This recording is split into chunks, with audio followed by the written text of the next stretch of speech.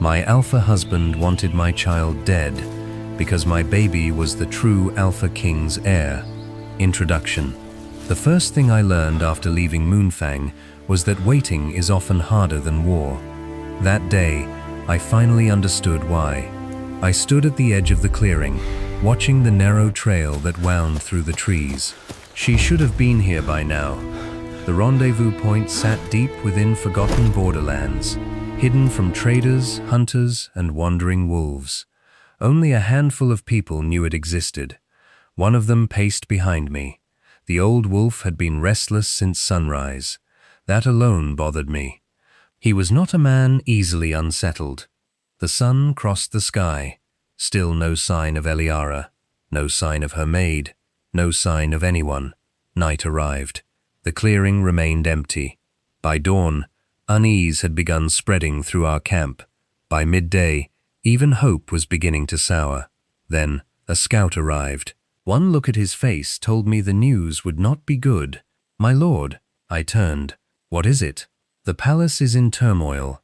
The old wolf behind me went still. The scout swallowed. "The Luna has disappeared." Silence. Dangerous silence. No one knows where she went. His eyes lowered. "The Alpha has deployed hunters." That caught my attention. Jabari did nothing without reason. Nothing. If he was searching this aggressively, then something had happened. Something serious. "The hunters were sent yesterday," the scout continued. "More left this morning." The old wolf cursed softly beneath his breath. I folded my arms. "Did anyone see her leave?" "No." The scout shook his head. "She simply vanished."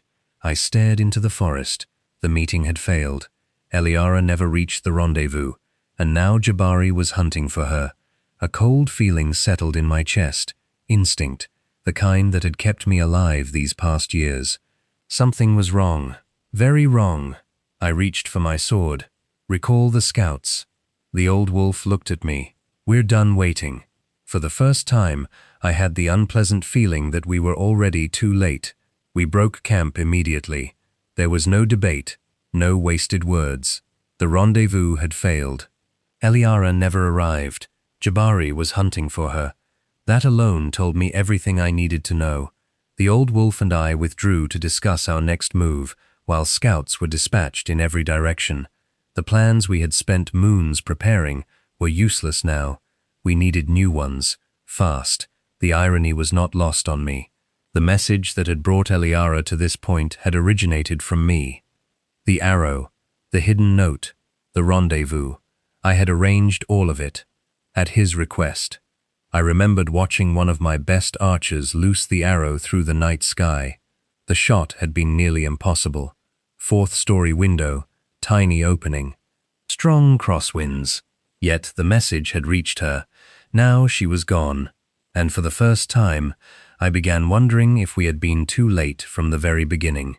The forest had been speaking to me all morning. Most wolves would laugh if they heard me say that. Let them. The birds did not speak with words. Neither did the deer, nor the foxes. Yet they carried instincts, fear, alarm, movement. And if one listened carefully enough, the forest revealed its secrets. For 3 days I followed scattered signs. Nothing certain, only fragments. A raven abandoning its perch. A fox repeatedly circling the same stretch of woodland. A herd of deer refusing to enter a particular valley. By midday on the 4th day, I knew we were close. Very close. I raised a hand. The warriors behind me stopped. Spread out. Then I went ahead alone. The woods grew quieter. Then I smelled blood. My pace quickened. Moments later, I found the shelter. A shallow rock overhang hidden beneath tangled branches and stone. I stepped inside, and my heart stopped. She was dead. For a long moment, that was all I could think. Dead. Too late. The forest seemed to vanish around me. The world narrowed to the motionless figure lying upon a bed of furs. Eliara.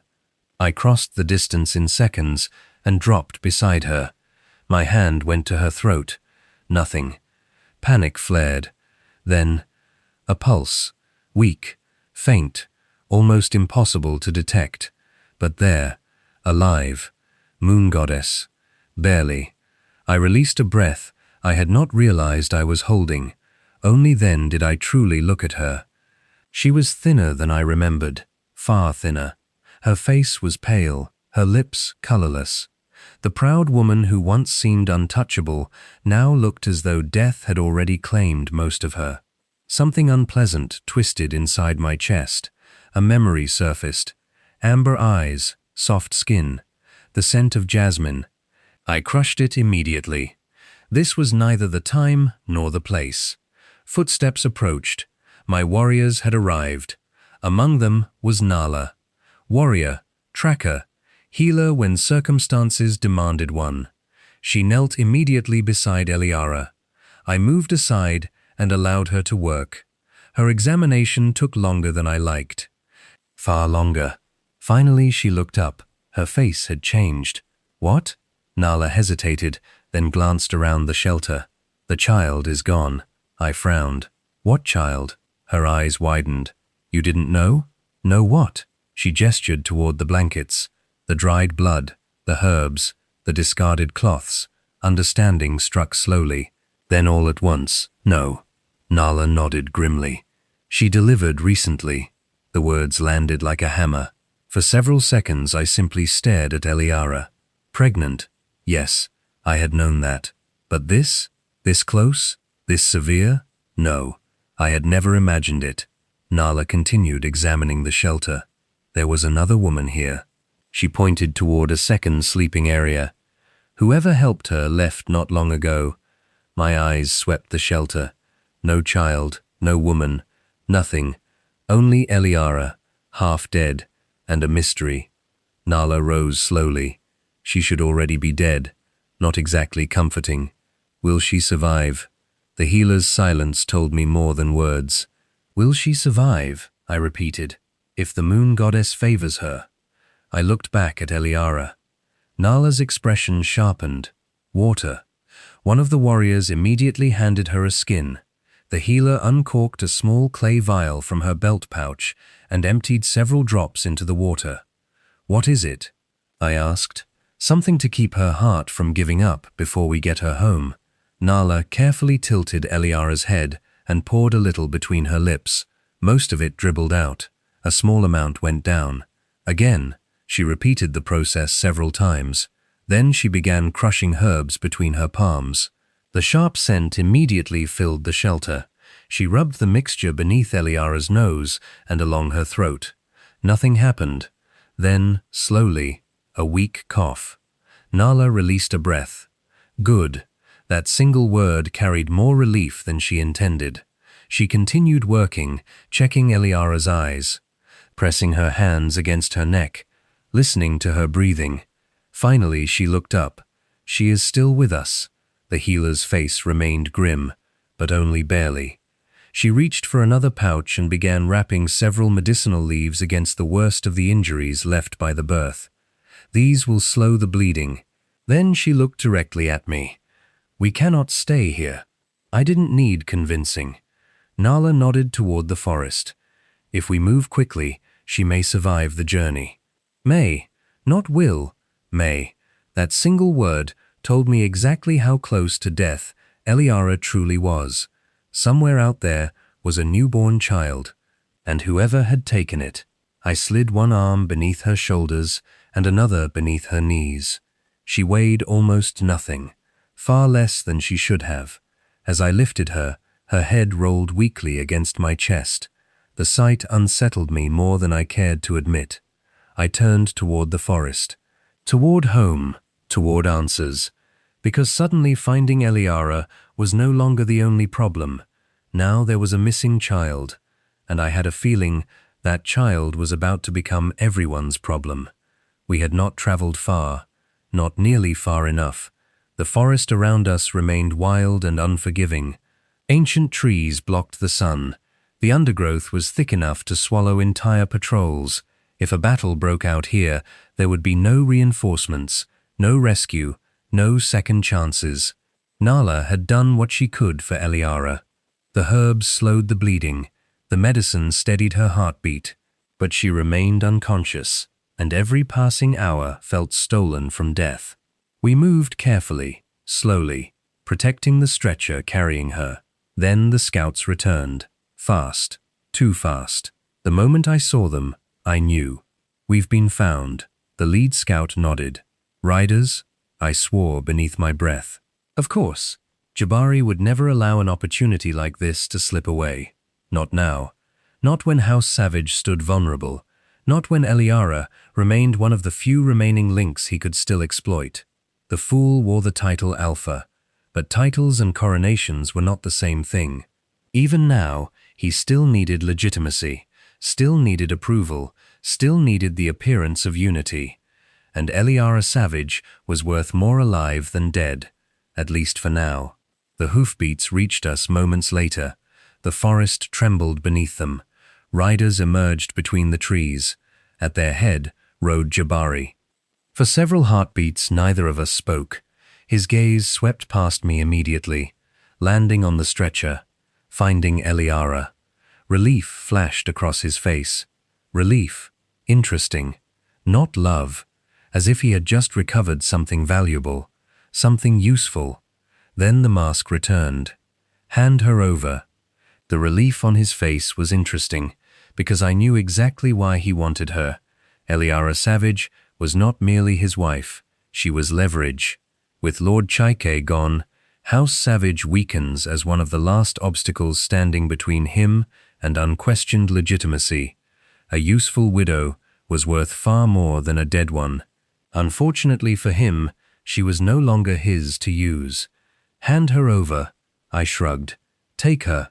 Confusion crossed his face. His horse shifted beneath him. I continued calmly. "She's dead." The lie left my mouth easily. Jabari's expression changed immediately. Not grief, not sorrow. Calculation. The same calculating look I remembered from years ago. For several moments, he simply stared at the covered form. Then his gaze snapped back to me. "Where is it?" I frowned. "Where is what?" "The child." There it was. Not a single question about Eliara. What child? His eyes narrowed dangerously. The pup she carried. Interesting. Very interesting. So he has a bone of emotion in him. At least he cared enough to ask for his pup. Unfortunately for him, I knew nothing. The shelter had contained no child, no cradle, no tiny bundle, nothing. Only a woman, balanced between life and death. I tilted my head slightly. Perhaps it died with her. The words landed harder than I expected. For a brief moment, genuine emotion crossed his face. Not grief, certainly not grief. Something closer to frustration, to fury. Then it vanished, replaced once more by suspicion. "You're lying." "Am I?" His gaze shifted toward the stretcher again. Nala had already covered Eliara completely. Only the outline of her body remained visible beneath the blankets. The healer deserved extra wine when we got home. Assuming we got home. Jabari looked back at me. "I'll see for myself." "No." That single word hardened the air between us. His hand settled on his sword. Mine was already there. "She belongs to me." "No." I looked directly at him. "She belongs to House Savage." That struck closer to the truth. His expression hardened immediately. Neither of us bothered pretending otherwise. "Last chance, brother." "Brother." Interesting. He only remembered that word when it suited him. My hand settled upon my sword. "Come take her."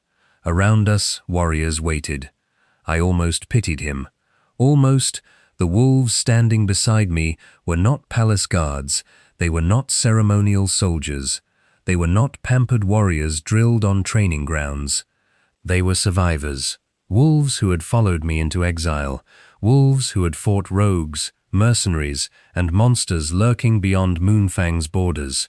Wolves loyal not only to me, but also to the memory of the late Alpha, my father and his former beta, Lord Chaike.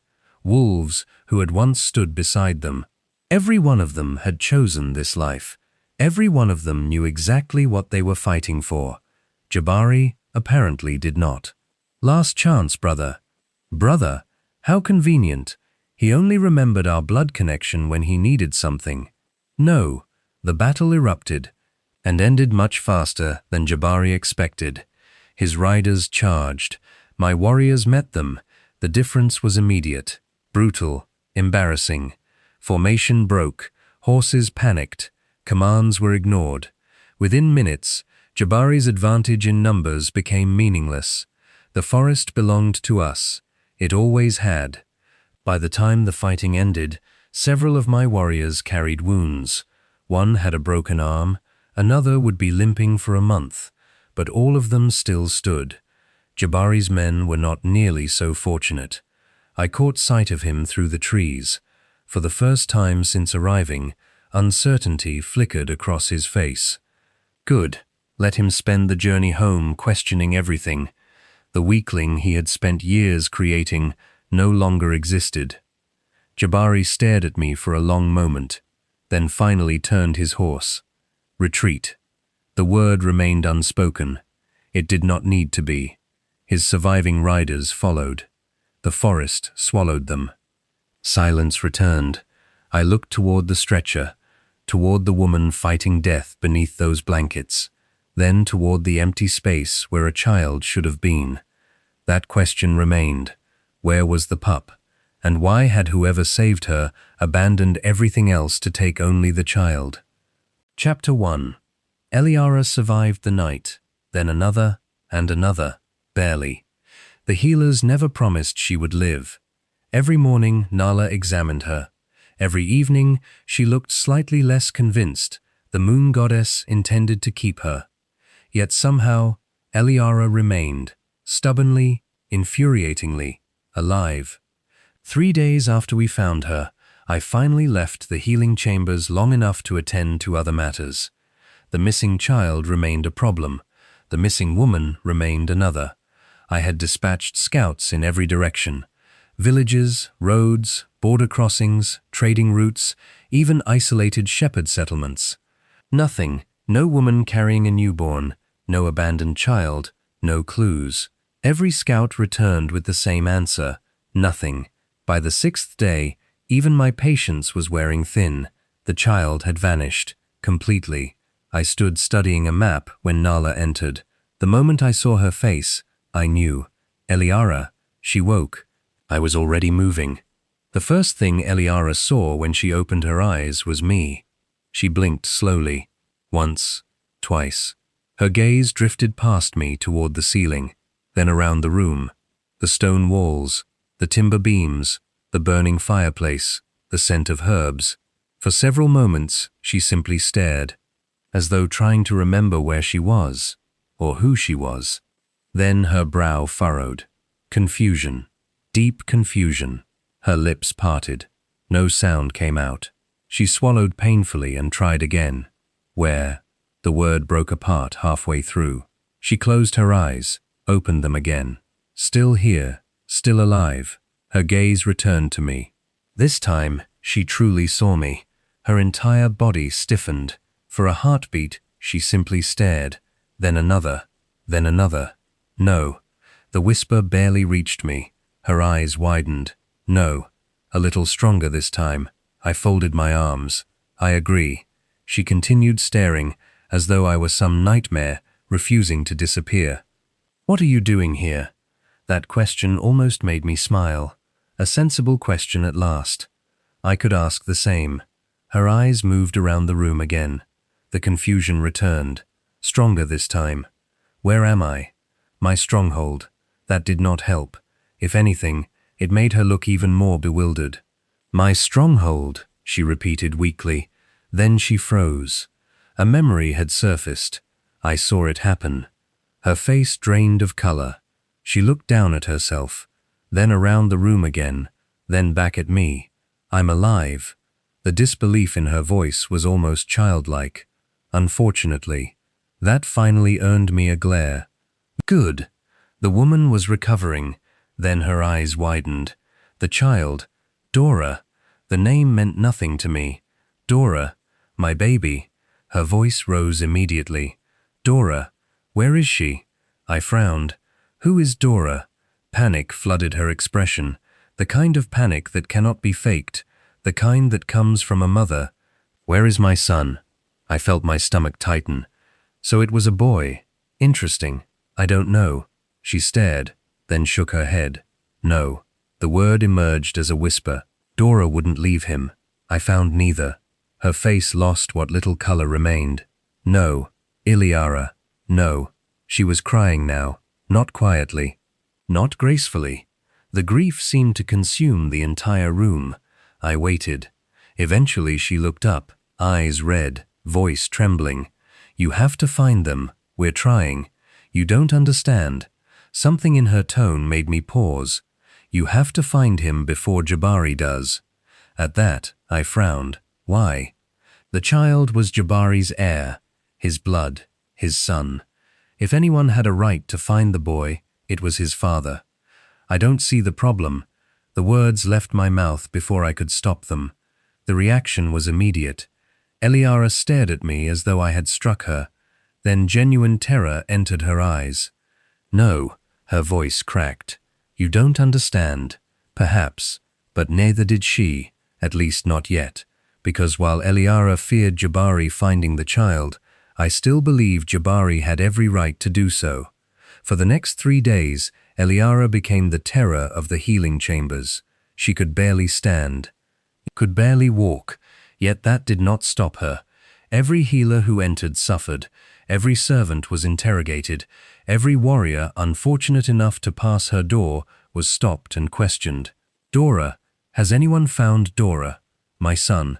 Has anyone seen my son?" The questions never changed. The answers never changed either. No, no, and no. By the 4th day, even Nala was threatening to tie her to the bed. Eliara responded by attempting to leave anyway. The result was predictable. She managed 6 steps, then collapsed. The healers carried her back. The next morning, she tried again. And the morning after that, I tolerated it longer than I should have, mostly because of who her father was. Any other patient would have been confined to the room already. Instead, I allowed her freedom. A mistake, because her obsession was becoming unbearable. Eventually, I lost patience. She was sitting upright in bed when I entered, too pale, too thin, too stubborn. The moment she saw me, she started again. "Dora." I closed my eyes. "Moon goddess, preserve me." "Eliara, my son, Eliara." "What if Jabari finds him?" "That did it," I snapped. "Perhaps he already has." The room fell silent. Eliara froze. I immediately knew I should have kept my mouth shut. Too late. She stared at me. "What?" I folded my arms. If the child survived, there is every possibility Jabari found him. The color drained from her face. "No. He is the boy's father." "No." The word emerged as a whisper. Then stronger. "No." I frowned. "Eliara." "No." The scream shocked everyone, even me. Tears filled her eyes. She looked almost frantic, almost terrified. "The child isn't his." Silence. I stared at her. She stared back, breathing hard. "The child belongs to you." For a moment, nobody spoke. Then I laughed. Not because it was funny, because it was absurd. Completely absurd. Months ago, I might have believed many things. Not that. Never that. "You are delirious." I'm not. "The child is Jabari's." No. "The entire kingdom knows he's your husband." The fury that crossed her face surprised me. "You think I don't know who fathered my own child?" The room became very quiet. Too quiet. I looked away first. Not because I believed her, because I didn't. She was exhausted, traumatized, recovering from childbirth, recovering from near death. The mind did strange things under such conditions. I left before she could continue. Unfortunately, that only made everything worse, because by evening she had worked herself into such a state that Nala threatened to sedate her, and by the following morning I had exhausted every ounce of patience I possessed. There was only one person left who might calm her. So I sent for him. The door opened. Eliara looked up, annoyance already forming, no doubt expecting another healer. Then she froze. The room disappeared. The world disappeared. Everything disappeared. Because the man standing in the doorway was supposed to be dead. Her lips trembled. For several seconds, no sound came out. Then, "Father?" The old wolf smiled. A sad smile, a tired smile, and suddenly Eliara was crying. Not the angry tears she had shed since waking, not the desperate tears. These were different, the tears of someone discovering that death had not stolen everything. Lord Cheke crossed the room and gathered her into his arms. My little cub. The title shattered whatever strength she had left. The sob that escaped her seemed to come from somewhere deep inside her soul, and for the first time since we found her in the forest, she stopped asking about the child. At least for a little while. I met Chike later that evening, alone. The old wolf listened quietly while I repeated everything. Her obsession with finding the missing child and Dora, her accusation and claim that the boy belonged to me. When I finished, he remained silent for a long moment. Then he looked at me. "You believe she is lying?" "Yes, you are wrong." I frowned. Chike then told me everything Eliara had endured, how Jabari had mistreated, humiliated, and tormented her, the desperation that drove her into the forest. By the time he finished, the room had become unbearably quiet. Then memories began returning. Not gradually, all at once. Jabari's face in the forest, his relief when he saw the stretcher, his reaction when I told him Eliara was dead. Not grief, not sorrow, calculation. Then, the child. Where is it? No time of emotional attachment. Not what happened to her. The child. As if the child had been an object. Another memory followed. The wedding night. Fragments I had spent months forcing from my mind. The wine, the strange heat, my mother's chamber, the scent of jasmine, amber eyes. I was already on my feet. Chike called after me. I barely heard him. I crossed the stronghold in minutes, ignored everyone. Then pushed open Eliara's door. She looked up, startled. For a moment, neither of us spoke. I simply stared, and she stared back. No anger, no outrage, no attempt to convince me. Only exhaustion, pain, and something else. Truth. Moon Goddess, help me. I saw it. The same certainty she had shown since waking. The same certainty that had driven her nearly mad searching for her son. And suddenly I knew. Not because she said anything, not because she needed to. I simply knew. Neither of us spoke. There was nothing left to say. After several moments, I turned and left. I found Chike exactly where I had left him. The old wolf studied my face, then sighed. "You believe her now?" It was not a question. I lowered myself into the chair opposite him. For a long while, neither of us spoke. Then Chike finally asked the question both of us had been avoiding. How? The single word hung between us. How had it happened? How had I ended up in Eliara's bedchamber that night? How had Jabari's bride become the mother of my son? The answer should have been simple. Instead, memories of that night rose once more. The single word hung between us. I rubbed a hand across my face. For months I had avoided thinking about that night. Avoided dissecting it. Avoided questioning it. Now I had no choice. I was already angry before the wedding feast. Chike remained silent, listening. I looked toward the fire. I knew something was wrong. I just didn't know what. The memory returned, sharp, painfully clear. I discovered it by accident. Chike frowned. I nodded. The potions, the medicines, the things supposedly meant to help me. They were making me weaker. The old wolf went still. I laughed bitterly. Exactly. Everything began fitting together. Years of humiliation, of weakness, of becoming the kingdom's joke. Someone had engineered it. And there was only one person who benefited from it. Jabari. The name left my mouth like poison. Chike nodded slowly. Neither of us needed to say more. I continued. That night, I intended to confront him. I went looking for him. I was furious. I wanted answers. The memory sharpened further. His study, the empty room, the untouched wine. I found his chambers empty. His study was empty too. There was wine. I frowned, remembering. It sounds foolish now, but I was angry. I wasn't thinking. I poured a cup, then another, then another. My stomach twisted. I remember the taste. Stronger than usual. I remember feeling strange. The heat, the heat. It happened quickly, too quickly. I could barely think. My hands clenched. I thought I was losing my mind.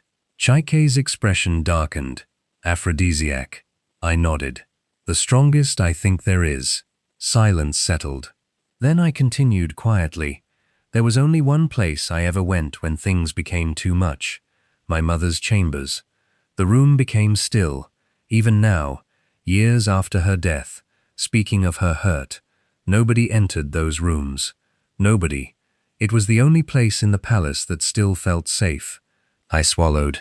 I went there, then closed my eyes. Amber eyes, jasmine. A woman dressed for her wedding night. I found Eliara. Neither of us spoke for several moments. I barely remember what happened after that. I remember her. I remember her scent. I remember believing she was waiting for Jabari. I remember believing I should leave. My laugh was hollow. I never did. The silence stretched. Then Chike slowly leaned back. A strange expression crossed his face. One of realization, of horror, of understanding. I called him away. I looked up. What? Chike's gaze drifted toward the fire. That night. The wedding night. His voice had become distant. I found a body. My stomach tightened. A young woman. The old wolf's face darkened. She had been violated. The implication needed no explanation. I suspected Jabari. The words landed heavily. I couldn't prove it, but I suspected him. He shook his head. I went looking for him immediately. The pieces began moving, slowly. Then all at once, I found him, in his study. He was drinking? No. Chike frowned. He hadn't touched the wine yet. The room went silent. Neither of us moved. Neither of us breathed. He left with me. The realization struck like a hammer. My goodness, Trundle. Julian's beta. The wine. The empty study. The aphrodisiac. The timing. Everything. For years I had believed I made a terrible mistake. Now another possibility emerged. A far darker one. The old wolf stared at me. I stared back. Neither of us wanted to voice the thought, because once spoken aloud, it would become real. Finally, Chike broke the silence.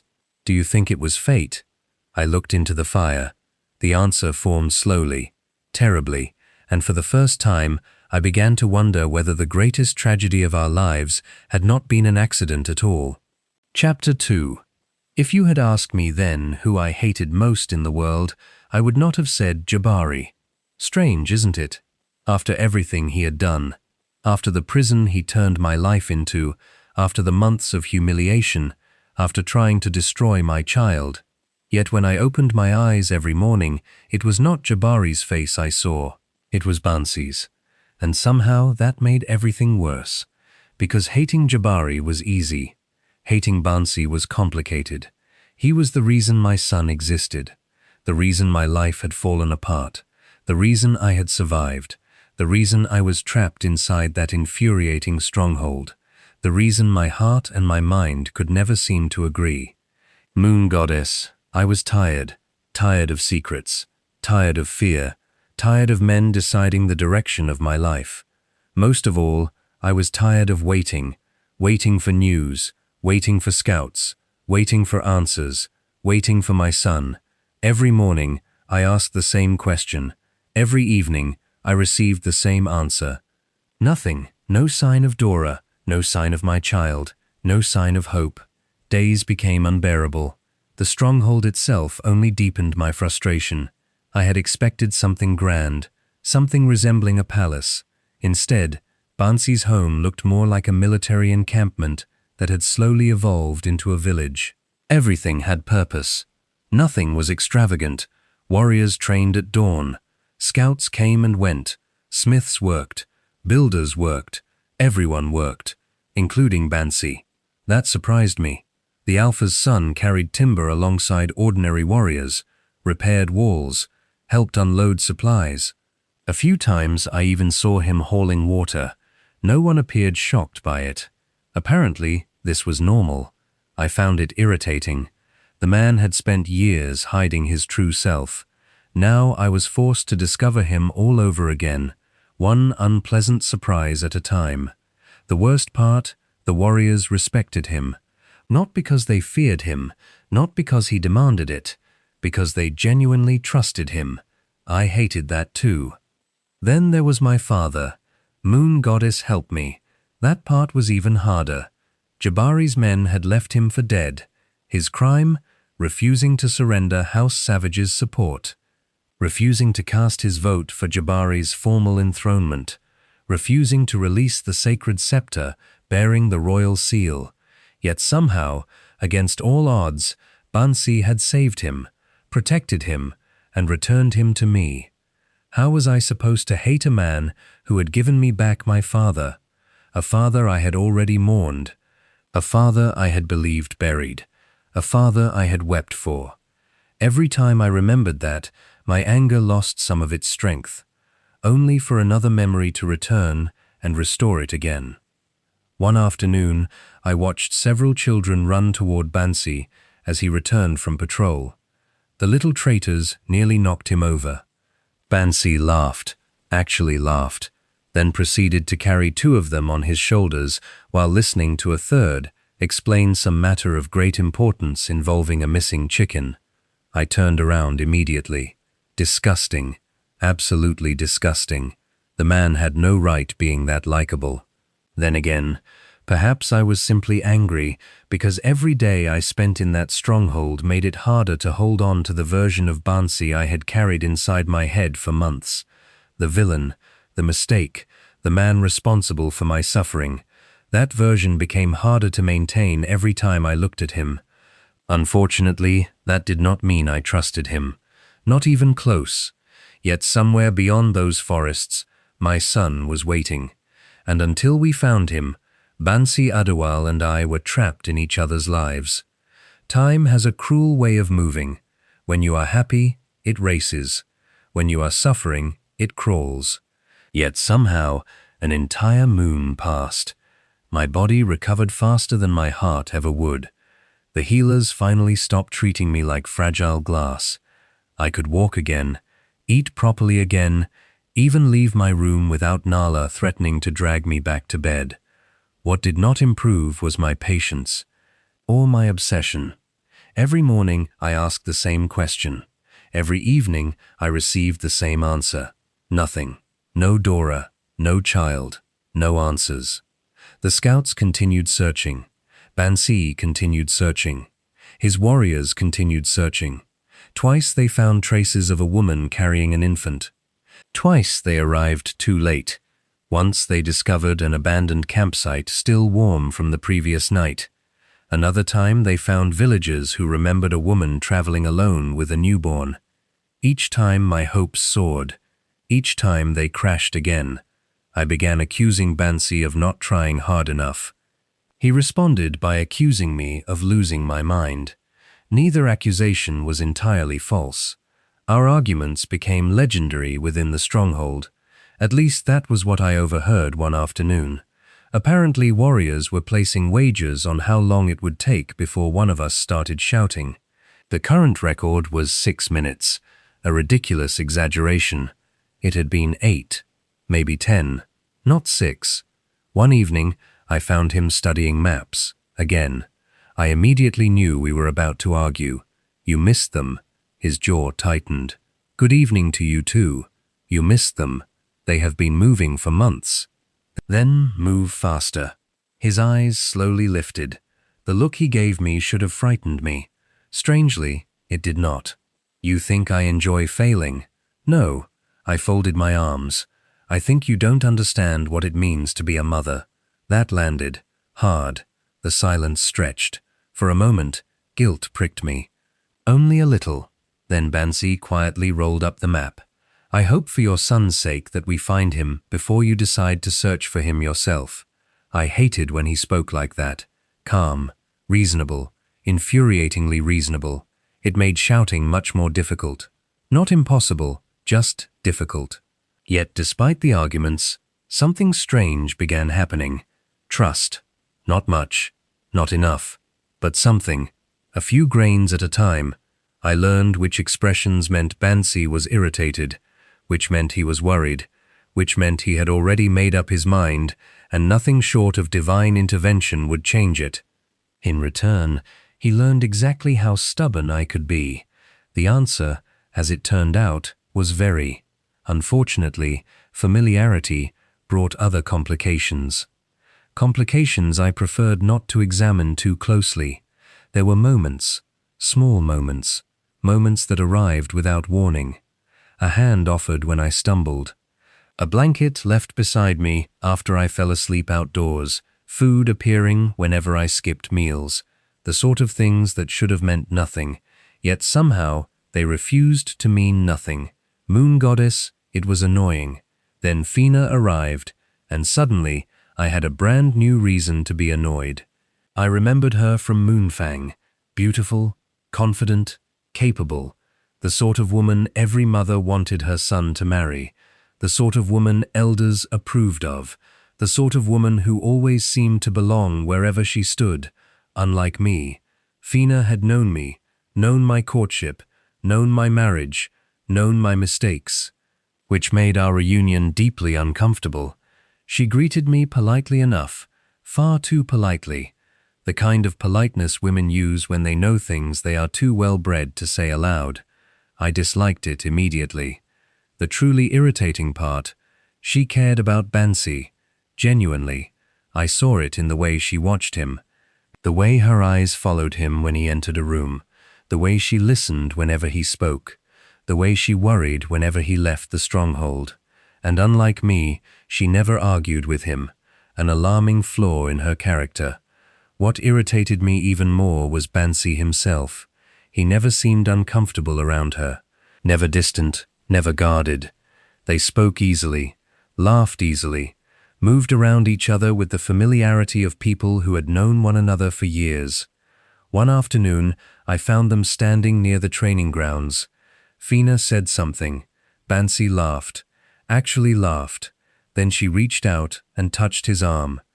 A simple gesture, nothing inappropriate, nothing worth noticing. Yet I noticed it immediately, painfully. Worse still, Bansi didn't pull away. He didn't look annoyed, didn't look embarrassed, didn't look eager to end the conversation. If anything, he seemed perfectly content standing there with her. The realization irritated me far more than it should have. I immediately turned around and walked the other way. A perfectly reasonable reaction. Why should I care? I did not care. Not at all. Yet a small voice deep inside me kept whispering uncomfortable possibilities. Perhaps Fina loved him. That much seemed obvious. The more troubling question was whether Bansi felt something for her too. Why wouldn't he? She was beautiful, loyal, strong. She had remained by his side when the entire kingdom mocked him. She had believed in him when others had written him off. Unlike me, unlike the foolish girl who had chosen Jabari, moon goddess. Perhaps they belonged together. The thought left a bitter taste in my mouth. Later that evening, I made the mistake of asking my father about her. An unfortunate decision. The old wolf smiled entirely too much before answering. Fina? Yes, a good woman. I regretted asking immediately. She always cared for Bansi. I froze. Father continued eating, as though he had not just ruined my evening. Most people never noticed. I noticed, now far too much. She remained loyal when others mocked him. Wonderful, just wonderful. She believed in him when few others did. Even better, my father studied me over the rim of his cup. Then, to my everlasting irritation, he smiled. I hated that smile, because somehow it felt as though everyone except me understood something, and I had the uncomfortable suspicion that whatever it was, I was not going to like it. Another moon passed, then another. Still no Dora, still no child. The search continued. Scouts came and went. Reports arrived. Rumors surfaced, hope appeared, then vanished again. At first, my entire existence revolved around finding my son. It was easy to focus on nothing else, easy to wake up every morning with a purpose, easy to ignore every other problem. But time is dangerous. Time creates questions, questions I did not want to ask. How long could we remain hidden? How long could Bansi continue supporting dozens of warriors while remaining hunted by Jabari? What happened if we found my son? What happened if we never found him? What happened next? The questions lingered, unanswered, and so I waited, patiently. Or at least I pretended to. The truth was, I had started noticing things I should not have cared about, things that irritated me far more than they should, namely Fina and Bansi. One afternoon I found them walking together through the training yard. They were not touching, not standing particularly close, nothing improper, nothing worthy of gossip, yet somehow they seemed comfortable together. Comfortable in a way Bansi and I had never managed. I watched as Fina handed him a bundle of reports. Bansi skimmed them, said something. She laughed. He smirked. I nearly tripped over my own feet. The man barely smiled around me. Around me he frowned, argued, lectured, corrected. Around Fina he looked relaxed, as if the world weighed less. I hated it. Later that evening, I found him near the stables, unfortunately. Have the scouts returned? He looked up. No. I folded my arms. Perhaps they would find something if they searched harder. His eyes narrowed immediately. There it was. Our natural state. Conflict. You say that every day. Because every day they return empty-handed. They're covering half the kingdom. Then cover the other half. For several moments he simply stared at me, then shook his head. Moon goddess, save me from stubborn women. I glared. He walked away. Conversation over. Infuriating man. Absolutely infuriating. The worst part? I wanted him to stay. Moon goddess. What was wrong with me? The problem only grew worse, because despite our arguments, there were moments I could not explain. One evening I slipped while crossing a stream. Before I hit the water, strong arms caught me. For a brief second, I was pressed against Bansi's chest. The world seemed to stop. Neither of us spoke. His hand remained around my waist. My heart betrayed me completely. Then he stepped back, immediately, almost too quickly. You should watch where you're going. And just like that, the moment vanished, leaving me standing there like a fool. Another time he returned from patrol injured. Nothing serious. A cut across his shoulder. I found myself hovering while Nala treated him, watching, worrying, then becoming annoyed with myself for worrying. Bansi noticed. Of course he did. Stop staring. I immediately looked away. I wasn't staring. You were. I was making sure Nala wasn't about to amputate your arm. Nala snorted. Bansi rolled his eyes. The traitors. Both of them. Then there were the dreams. Moon goddess. The dreams. Months had passed, yet memories of that night refused to leave me. The warmth, the intensity, the feeling of being desired, of being seen. I hated those memories. During the day. At night, I found myself reliving them, remembering details I should have forgotten, longing for things I should not want, then waking angry at myself. What kind of woman falls in love with memories? Apparently me, a very unfortunate discovery. The truly humiliating part was that everyone noticed. Father noticed. Nala noticed. Fina definitely noticed. One afternoon I entered the kitchens to find Fina helping prepare supplies. She smiled warmly. I immediately became suspicious. You look tired. I am tired. Her smile widened. Thinking too much? No. Lying. I froze. Fina calmly continued sorting herbs. I didn't say anything. You didn't need to. I narrowed my eyes. She looked entirely too pleased with herself. You are impossible. So I've been told. Then, to my horror, she leaned closer. Have you considered speaking to him? I nearly choked. Speaking to who? Bansi. I stared. She stared back. Completely innocent, entirely composed. The woman was dangerous. I speak to him every day. Arguing doesn't count. I opened my mouth, closed it, opened it again. Nothing emerged. Fina smiled sweetly. Moon goddess, help me. She knew. She absolutely knew. Worse still, she pretended not to know. The most irritating part of all was that Fina never behaved like a rival. Never once. She worried about my son, asked for updates, prayed for Dora's safety, encouraged the search, supported Bansi's efforts, supported me. Sometimes I caught her watching us, watching me and Bansi, and there was always something strange in her expression, something knowing, something amused, as though she could see a truth I was still fighting, a truth I refused to acknowledge, because acknowledging it would force me to confront something terrifying. I missed my son, every waking moment. I worried about Dora, constantly, but somewhere along the way another fear had appeared, quietly, without permission. What if one day we found my child, and I no longer had a reason to remain by Bansi's side? The thought frightened me far more than it should have, and that alone told me I was already in far deeper trouble than I cared to admit.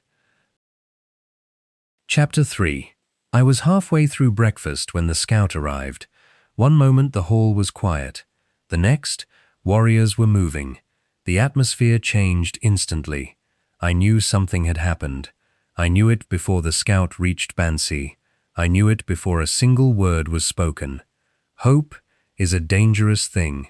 It sharpens all your senses.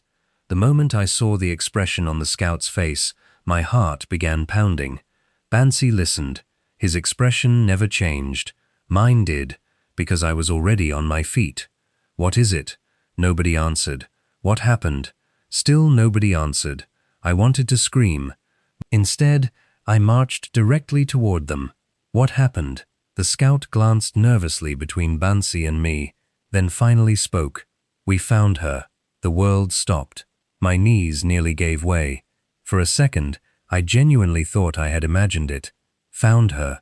Found Dora, moon goddess, after all these months.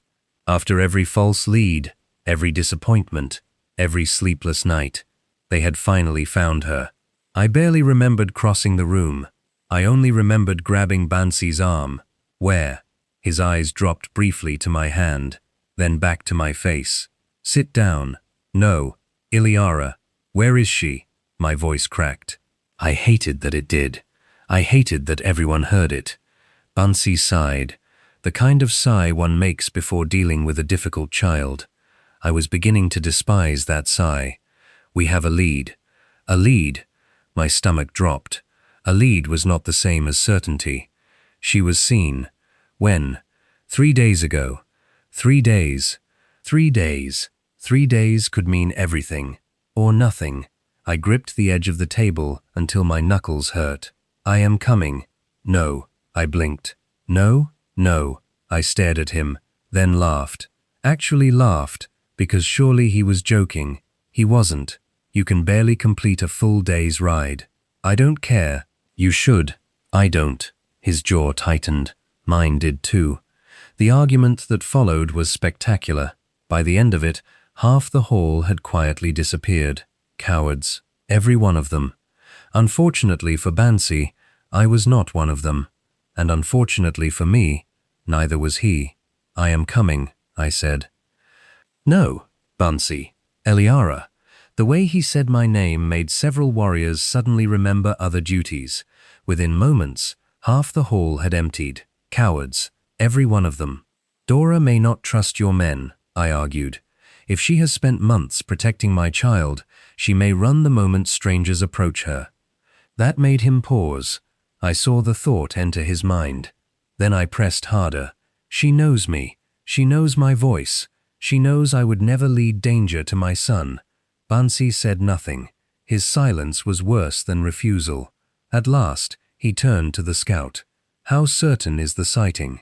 Certain enough, my alpha. A woman traveling with an infant. Careful.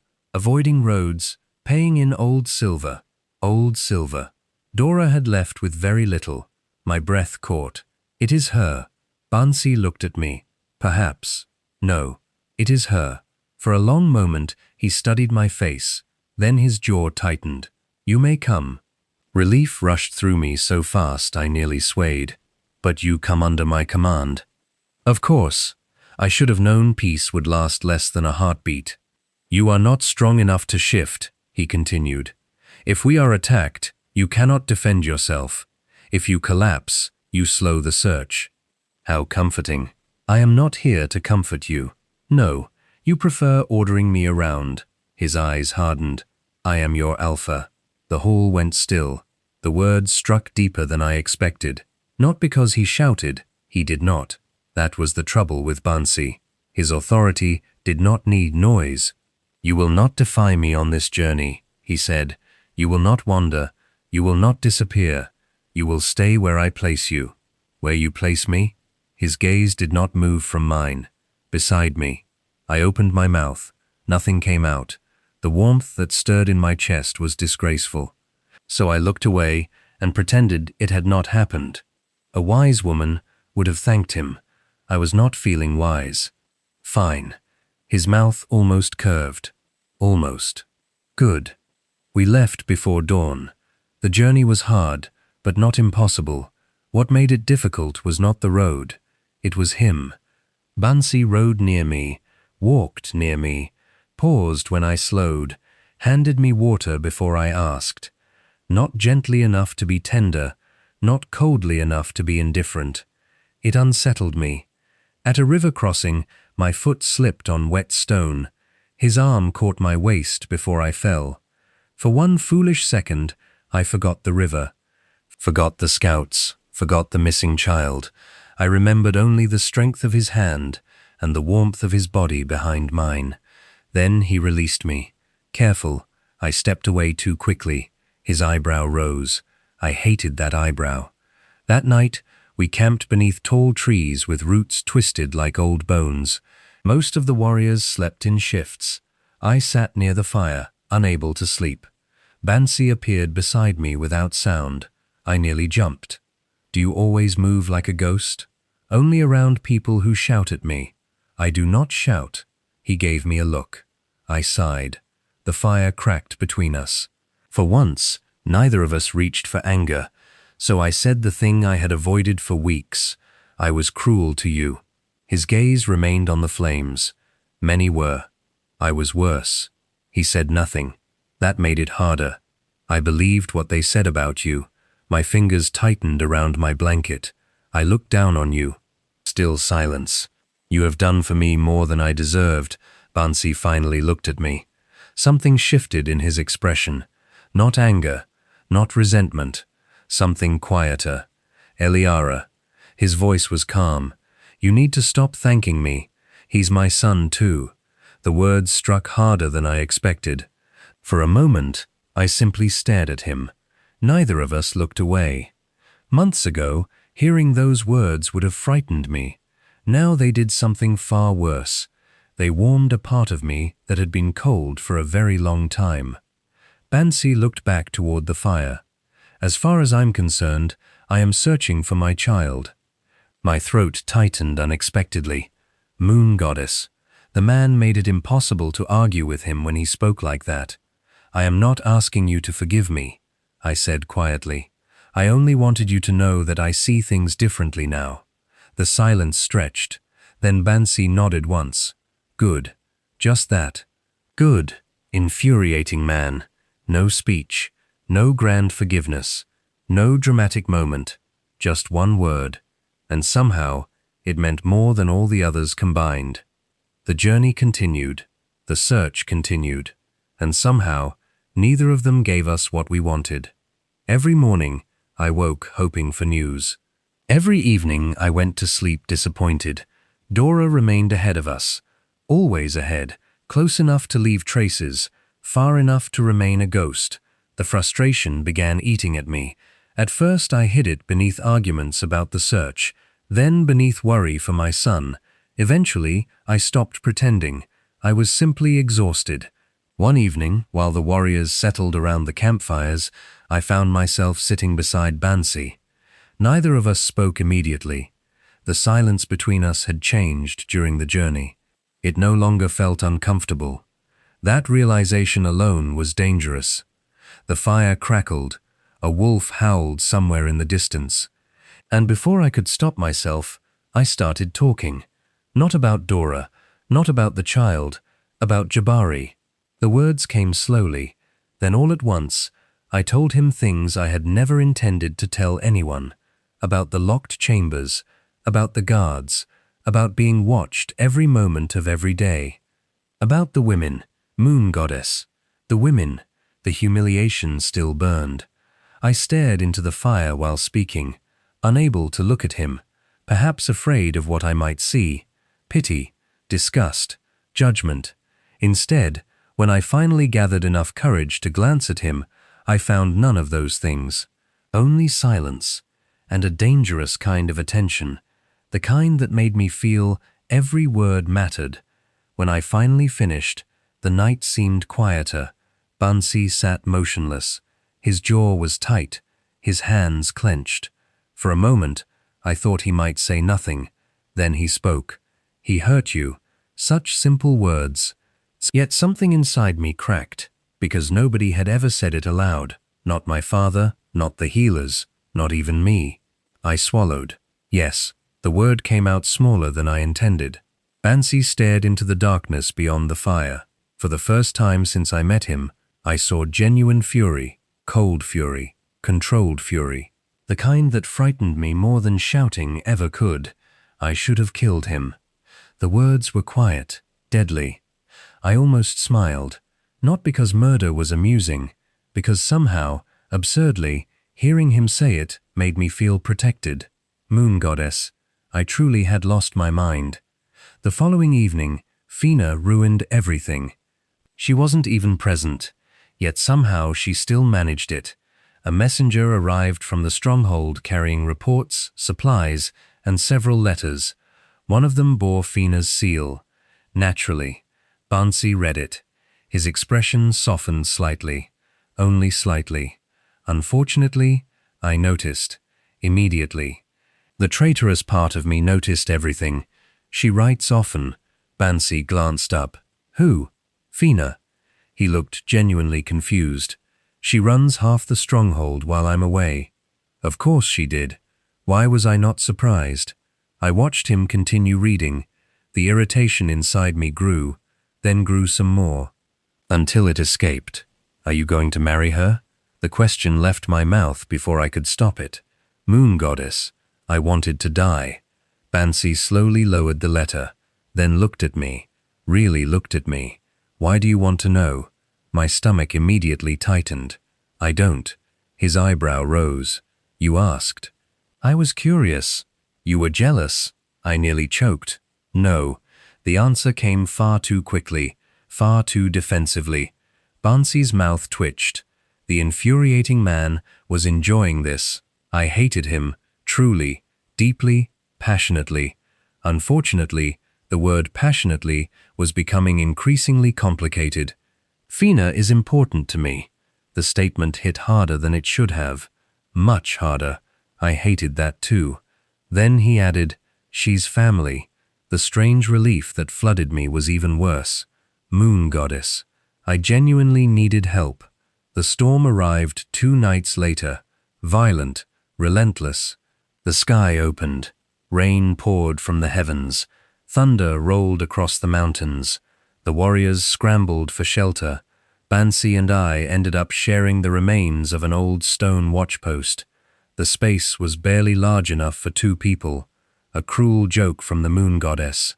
Outside, the storm raged. Inside, neither of us seemed capable of looking anywhere except at each other. Perhaps it was the darkness. Perhaps it was exhaustion. Perhaps it was months of pretending. I no longer know. What I do know is that at some point Bansi asked, "Do you regret that night?" Everything inside me stopped.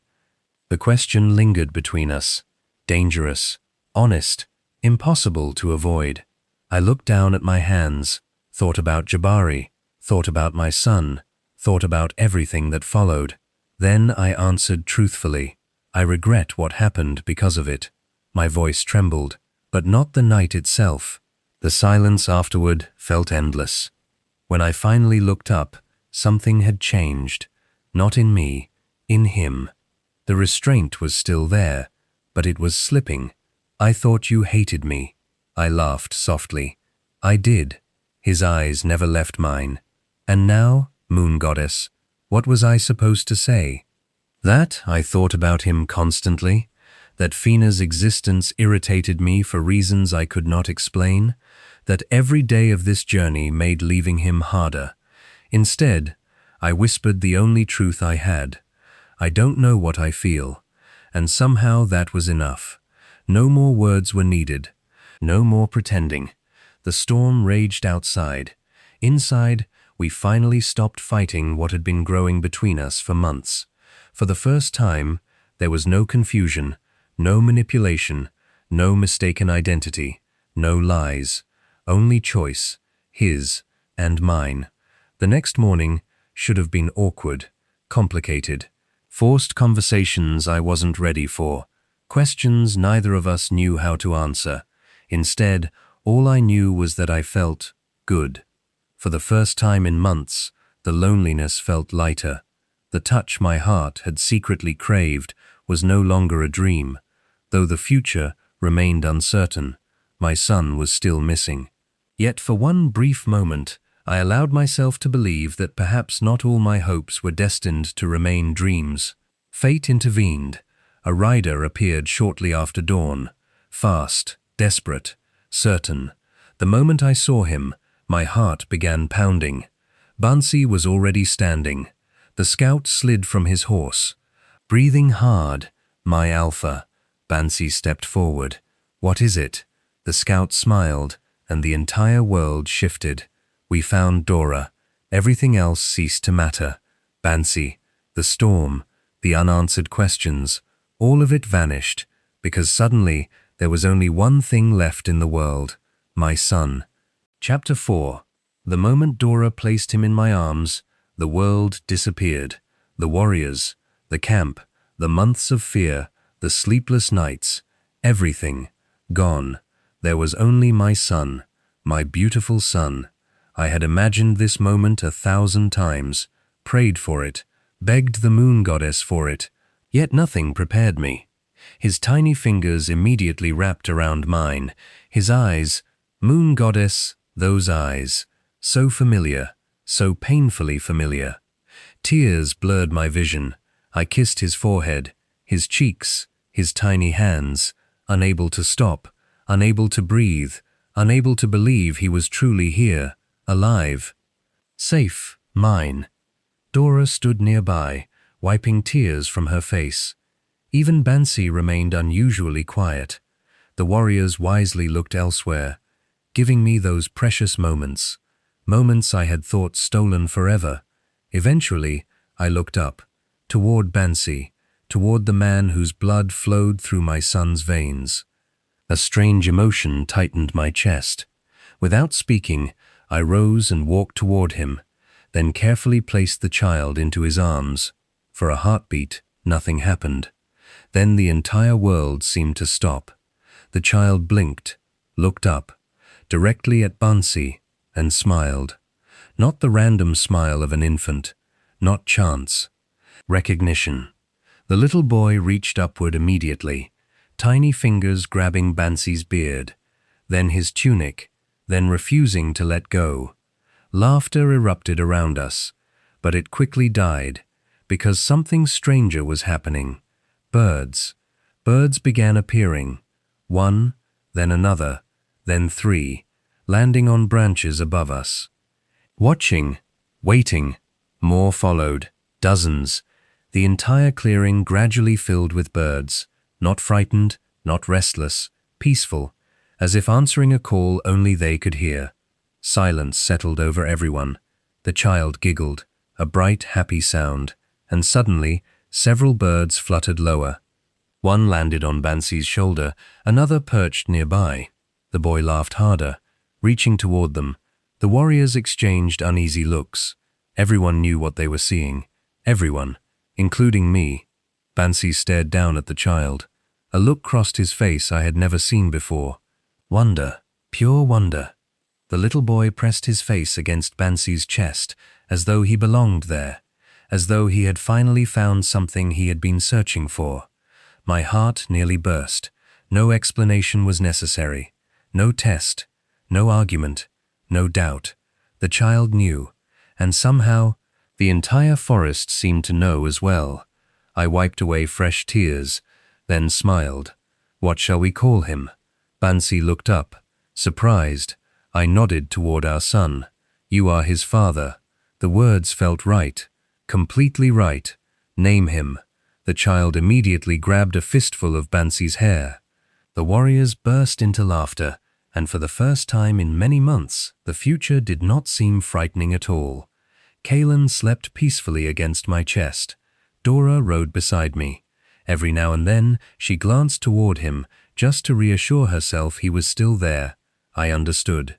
After 5 months of running, hiding, and surviving, I doubted either of us would ever stop checking. Bansi rode ahead with several warriors.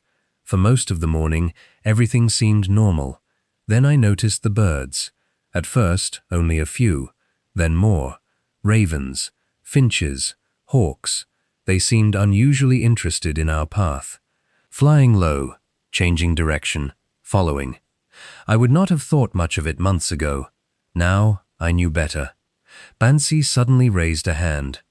The entire column stopped, immediately. No questions asked, no hesitation. The birds were circling above him. One landed on a nearby branch, another dropped lower. Bansi listened. Actually listened, as though the creatures were speaking a language only he understood. When he finally turned around, all traces of ease had vanished from his face. How far? One of the warriors asked. Less than half a day. The warrior stiffened. Jabari? Bansi nodded. A curse spread through the ranks. My stomach tightened. Jabari, of course. The happiness of finding Kaylin had made me careless. For a brief while, I had forgotten he still existed. Bansi did not. He never forgot. Another bird landed nearby. Bansi listened again. Then his expression changed. Not fear, something far more dangerous. Satisfaction. He thinks he's hunting us. Several warriors grinned. The kind of grin that usually preceded violence. What do you want us to do, Alpha? Bansi looked toward the forest, then toward the narrow valley ahead. I watched the plan form in his mind. We give him exactly what he's expecting. The smile that followed made several of the older warriors laugh. Apparently they already knew what was coming. I didn't. But Jabari was about to. Within an hour, everything had changed. Dora, Kaylin, Nala and I were escorted to a heavily concealed position, high among rocky outcroppings overlooking the valley. This time I did not argue. Not with my son in my arms. Not with Jabari somewhere nearby. Bansi crouched before me before leaving. His eyes moved briefly to Kaylin, then to me. You stay here. I nodded. For once, no argument, no stubbornness. Only trust. Something flickered in his eyes at that. Then he rose and disappeared into the forest. The trap was already in motion. Jabari never saw it coming. The valley appeared empty, vulnerable, exposed, exactly what he expected. Bansi's warriors allowed themselves to be seen, just enough. Then they retreated, drawing Jabari deeper, further, exactly where Bansi wanted him. The moment the last riders entered the valley, the forest exploded. Warriors emerged from both sides. Hidden archers struck first. Horses panicked. Commands became confusion. Confusion became chaos. The ambush was so precise, it almost looked effortless. Almost. From where I watched, I could barely follow everything, only fragments. Steel flashing, wolves shifting, men shouting, the sound of battle echoing across stone. Then I saw him, Bansi, moving through the chaos. Calm, deadly, certain, Nothing about him resembled the man Moonfang had mocked. Nothing. This was an alpha, a true one. Even from a distance, people seemed to move around him instinctively, following him, trusting him, fighting harder because he was there. I suddenly understood why so many warriors had followed him into exile, and why Jabari feared him. The battle did not last long, not because Jabari lacked numbers, because Bansi had chosen the battlefield, chosen the timing, chosen every advantage. By the time Jabari realized the extent of the trap, it was already over. His lines were broken, his riders scattered, his warriors fleeing. Again, I eventually spotted him near the rear of the fighting, retreating, furious, defeated. Again, the sight should have satisfied me. Instead, all I cared about was one thing: Bansi. I searched desperately through the battlefield, until finally I found him, still standing, still fighting, still alive. Only then did I realize how tightly I had been holding my breath. Hours later, when the last of Jabari's surviving men had disappeared into the forest, Bansi finally returned, covered in dirt, covered in blood, most of it thankfully not his. His eyes immediately found me, then Kalen. The tension left his shoulders almost instantly, as though nothing else mattered, as though the battle itself had been secondary. Kalen stirred in my arms, opened his eyes, and immediately reached toward Bansi. The warriors burst into laughter.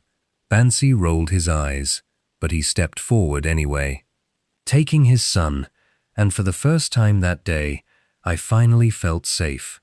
The victory should have bought us time. Instead, it seemed to provoke Jabari into madness. The attacks began less than 2 weeks later. Not against villages, not against merchants, not against neighboring packs, against House Savage, my family. The news arrived in fragments: a burned estate, missing retainers, seized lands, destroyed records, loyal servants disappearing in the night. One report became 3, 3 became 10, until there was no denying it. Jabari was systematically dismantling everything connected to my family, not because it benefited Moonfang, not because it strengthened the kingdom, because he was angry, because he was losing, because he could no longer reach us, so he attacked those who remained behind. I remember finding Bansi studying one of the reports. The muscles in his jaw were tight. "What is it?" He hesitated. A bad sign. Bansi rarely hesitated. When he finally handed me the parchment, my stomach dropped. Another estate, another attack, another family that had served House Savage for generations gone. I sat down slowly, unable to speak, unable to breathe. The war was spreading, and innocent people were paying for it. 3 days later, the lookouts sounded the alarm. Not an attack. Visitors.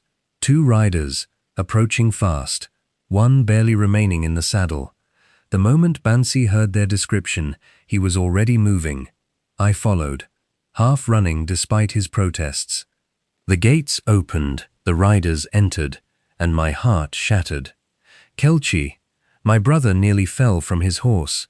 His clothes were stained with blood. Exhaustion hollowed his face. But it wasn't his condition that terrified me. It was who rode behind him. Mother. The word escaped as a whisper. Lady Savage was barely conscious. Blood covered her cloak. Her skin had gone frighteningly pale. Kelchi dismounted first, then nearly collapsed trying to help her down. Bansi reached them before anyone else. Together, they carried her inside. The healers came running, Nala among them. I remember the confusion, the shouting, the prayers, the desperate hope. I remember refusing to leave, refusing to listen, refusing to believe what every healer's face was already saying. It wasn't enough. They were too late. That night, my mother asked to see us. Only family. The room was quiet. The candles burned low. Kelchi stood beside her bed. I held one hand. My father held the other. For a long while, nobody spoke. My mother's eyes found Bansi again, standing quietly near the foot of her bed, watching, listening, carrying Kalen in his arms, For a long moment she simply stared at him, as though seeing not the man before her, but the boy she had once known, the boy who had raced through halls, strong, bright, promising, the boy the late Alpha had loved like his greatest pride. Tears slipped down her cheeks. "I should have listened to your father." The room went still. Bansi frowned slightly. My father looked up. Even Kelchi seemed confused. My mother's gaze never left Bansi. "I knew what you were before everyone else forgot." Her voice weakened. "I remember the boy you used to be." She swallowed painfully. "You were strong. You were gifted. You were meant for greatness." Her eyes closed briefly. Then she came. Nobody needed her to explain who she meant. Bansi's stepmother, the woman whose arrival seemed to mark the beginning of his decline. "I watched you grow weaker every year. I watched people laugh at you.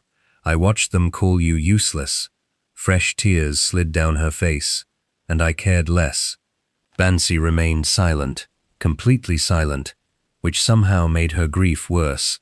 I thought I was protecting my daughter. Her gaze drifted toward me. I thought I was being practical. Then she laughed bitterly. The sound hurt to hear, but I was a coward. The room fell silent. Then she revealed the secret. A secret she had apparently carried alone for years. "There is something none of you know."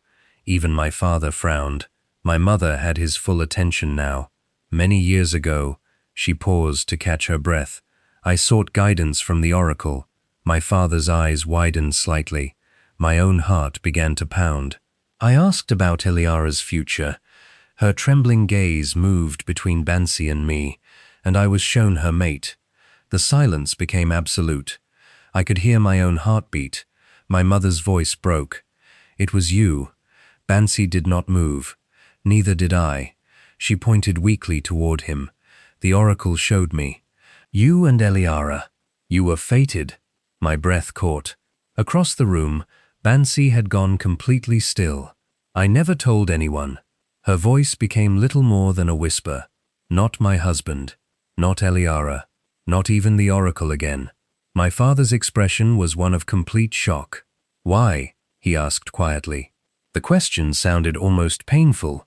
My mother's tears flowed freely now. "Because I was afraid." The confession shattered whatever composure she had left. "I saw a weak boy. I saw a sick boy. I saw a future Alpha who might never become Alpha." She looked at Bansi.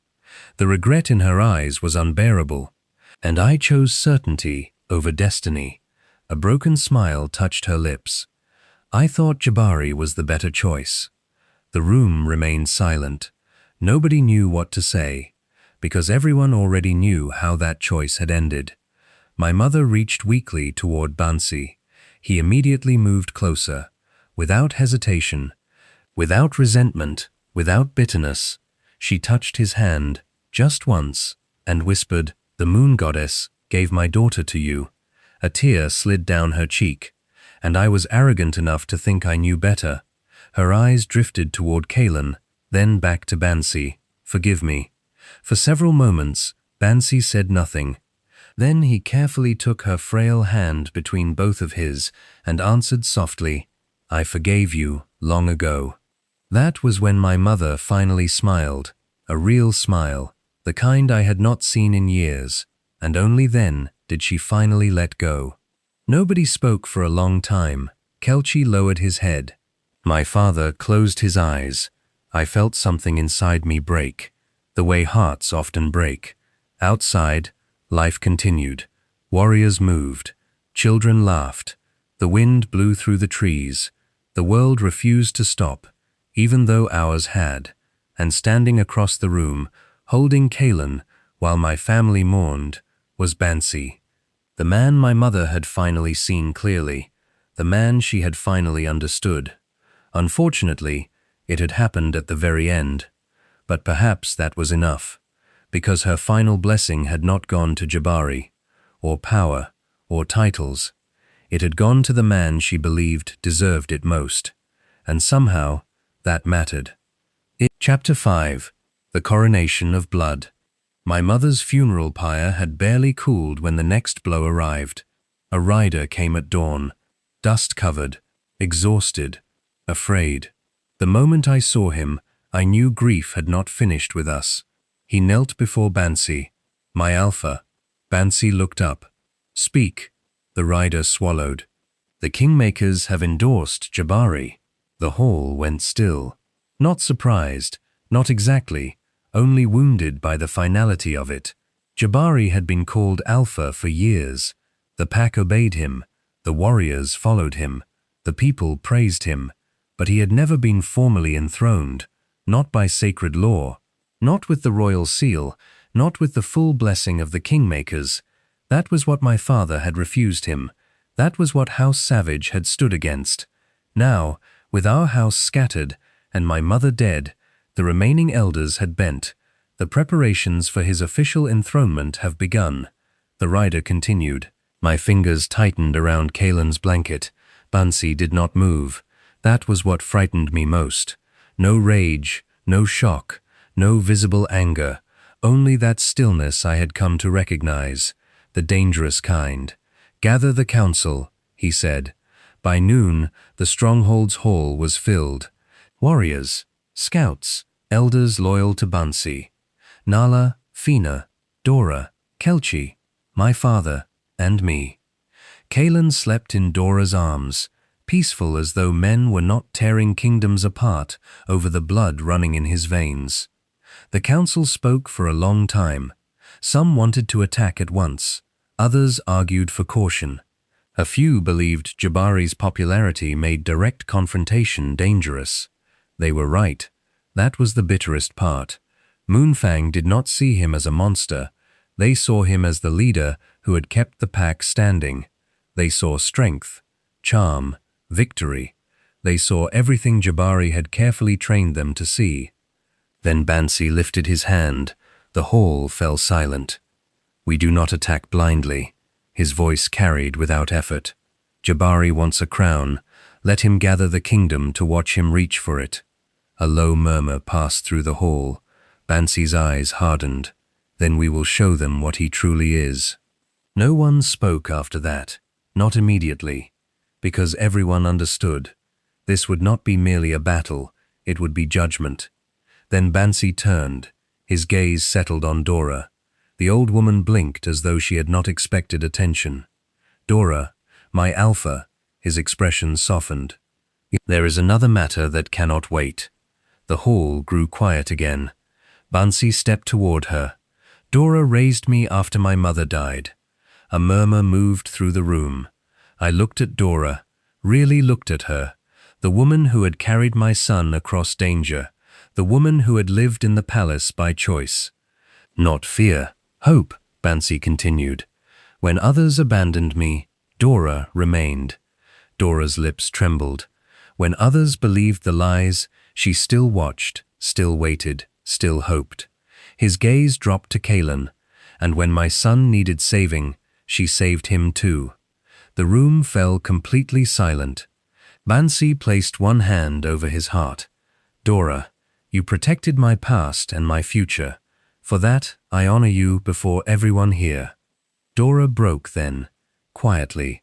No dramatic sobbing, just tears slipping down an old face that had carried too much for too long.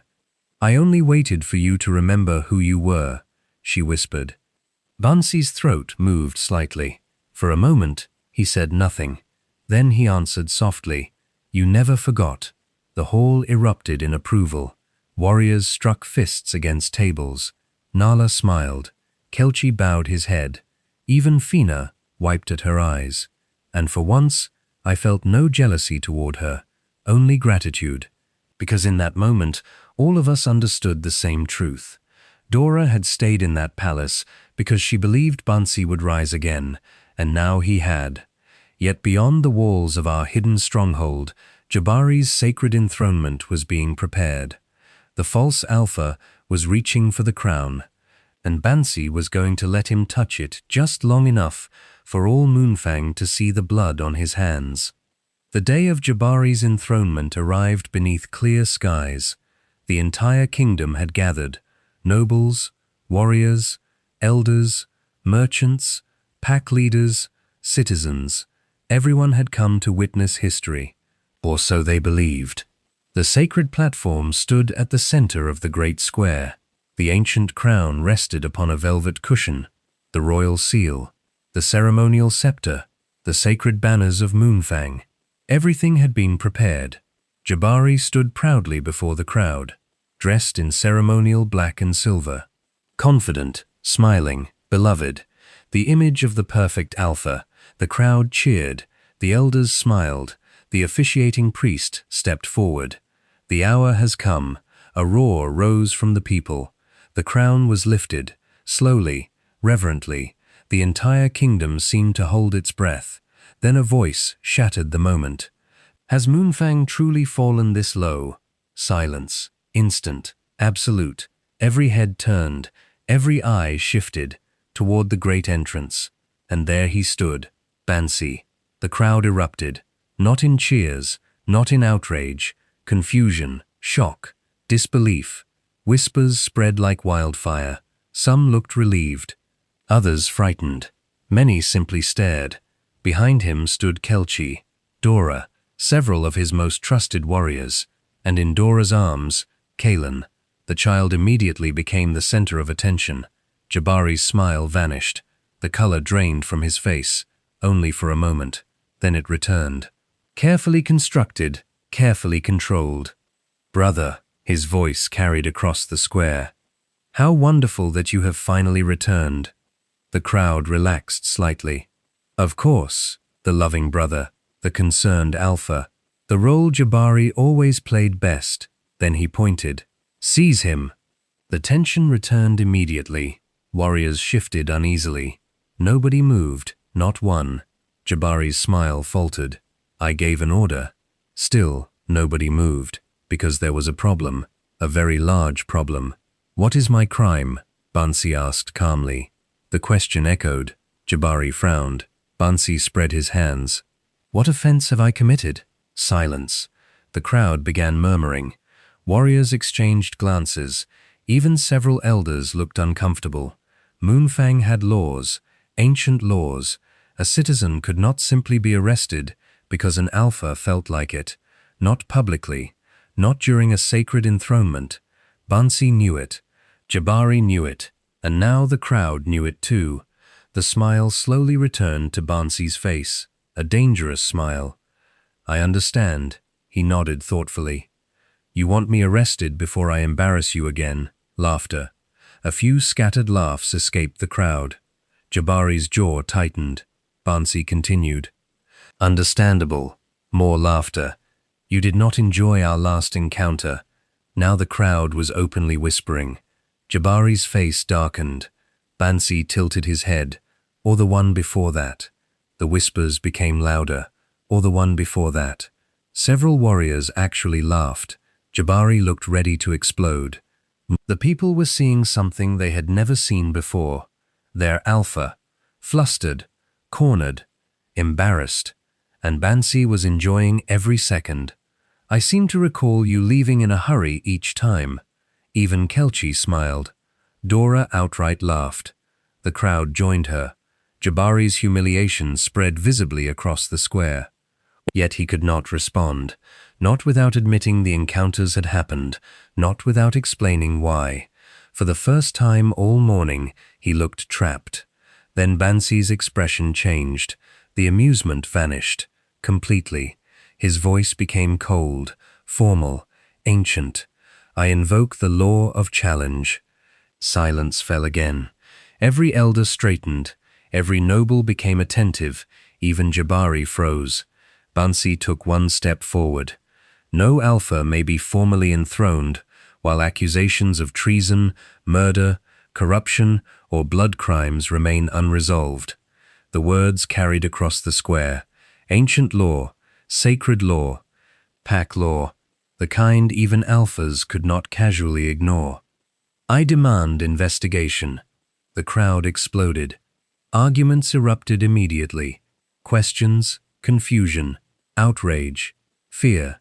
Then another voice rose. Rejected. Lady Jael stood. Elegant, powerful, dangerous. Jabari's mother.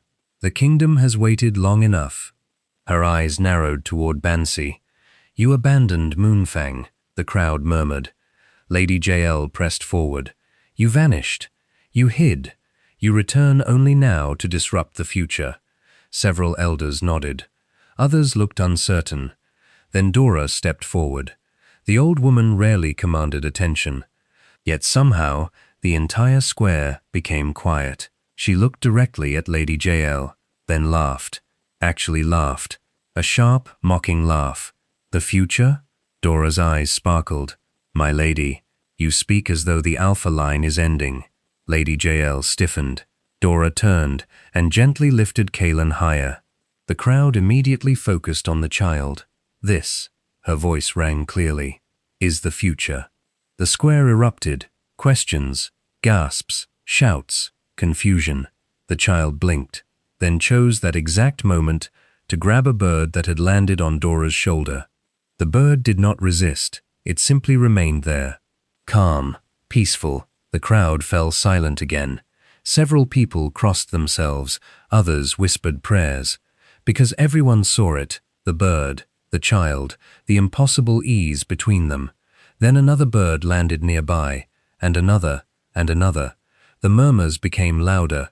Bansi did not move. Jabari did not move. Lady Joel's expression slowly changed.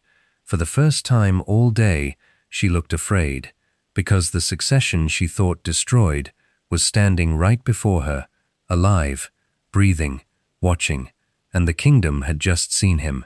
The trial began badly for Jabari. Then it became worse.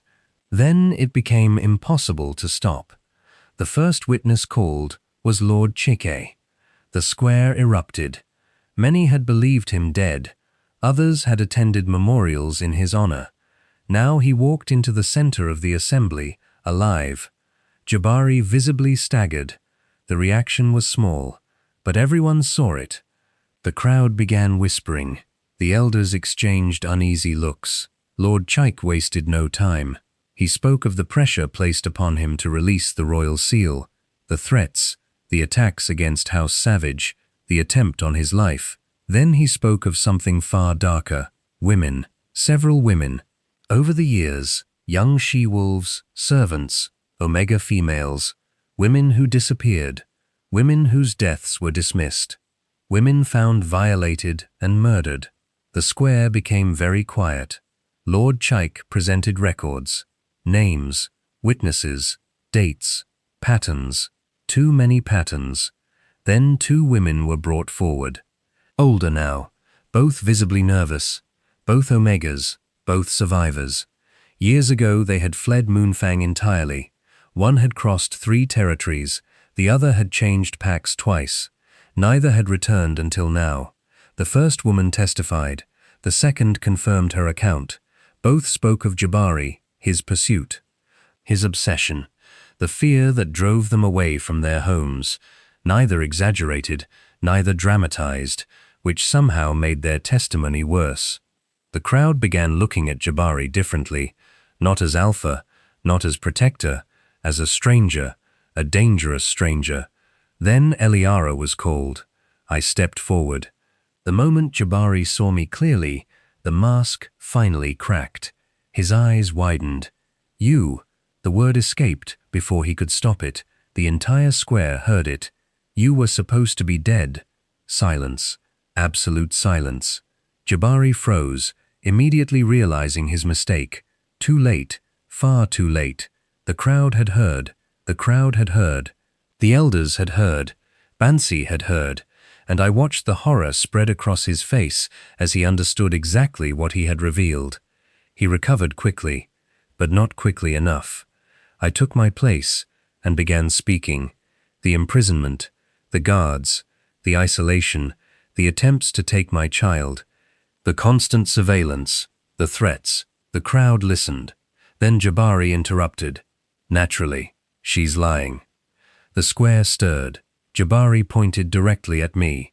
"She's a whore." The insult echoed across the gathering. "She slept with Bansi on our wedding night." Gasps spread through the crowd. Many looked toward Bansi, others toward me. Jabari sensed an opening and pushed harder. "The child is proof." The entire kingdom should know what she is. Before I could answer, another voice spoke. Lord Chike, enough. The old wolf rose slowly. His authority immediately silenced the crowd. My daughter did not betray her marriage. His gaze settled on Jabari. You did. The square fell silent again. Then Chike spoke the truth. How he had summoned Jabari away from the wedding chambers that night. How he had interrupted him over the murder investigation. How Jabari never returned. How circumstances had unfolded afterward. Then Trundle was brought forward. The former assistant looked miserable, terrified, broken, which suited him perfectly. Jabari stared at him in disbelief. Trundle refused to meet his eyes. Instead, he looked toward the elders and spoke. He revealed the wine, the aphrodisiac, the preparations made for Jabari, the orders he had carried out, the years of service, the years of crimes, the years of poison, the years of manipulation. Then came the revelation that shook the square. Bansi's illness, the weakness, the constant decline, the mysterious medicines, the failed treatments, the lost strength. Trundle confessed everything. The potions had been deliberate, administered slowly, carefully. Over years, the objective was simple. Keep Bansi weak, keep him harmless, keep him forgotten. The crowd exploded. People began shouting. Some demanded proof. Others demanded arrests. Several elders looked physically ill. Then Dora stepped forward. The old woman needed no introduction. Everyone knew her. She had served the late Alpha himself. Dora confirmed Trundle's testimony. The medicines, the servants who vanished, the rumors deliberately spread. The lies planted throughout the palace. Then she pointed toward Lady Jael. The square followed her finger. Lady Jael remained standing, proud, defiant. For the moment, you helped destroy that boy. The accusation rang through the square. Dora's voice hardened. You watched a healthy child become weak. You watched his inheritance stolen. You watched the kingdom mock him. The crowd stared, and for the first time, people began connecting the pieces. The healthy young heir, the sudden decline, the rise of Jabari, the rumors, the lies, the disappearances, the deaths, everything. The illusion began collapsing. Slowly, then, all at once, Lady Jael finally spoke. They are all lying. Nobody believed her. Not anymore. The people looked at her differently now, the way one looks at a snake after finally seeing its fangs. And for the first time since the trial began, genuine fear appeared in her eyes. Because the kingdom had finally seen her, not the grieving widow, not the noble matriarch, not the devoted mother, the architect, the enabler, the woman behind the curtain, and beside her stood Jabari, the son she had spent years building, only to watch him collapse before the entire kingdom. The trial collapsed into chaos. One moment elders were arguing, the next steel flashed. Jabari moved first. Always Jabari, like a cornered wolf, finally realizing there was no path left but violence. Mercenaries hidden among the crowd suddenly drew weapons. People screamed. Warriors surged forward. The square exploded. I barely had time to react. One moment I stood beside my father. The next, Jabari's arm locked around me. His blade pressed against my throat.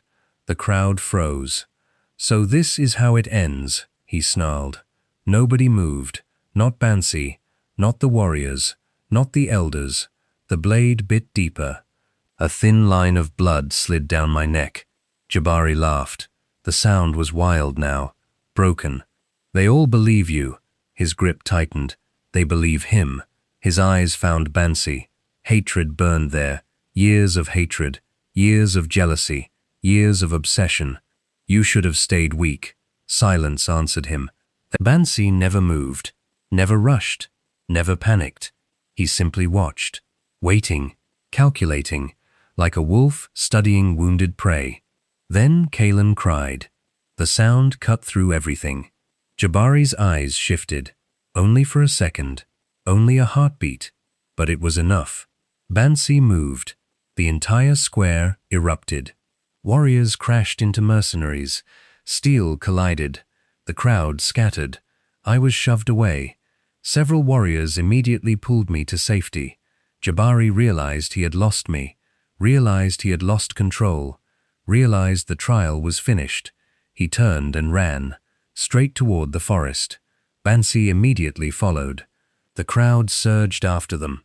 Warriors, elders, witnesses, everyone knew what was happening.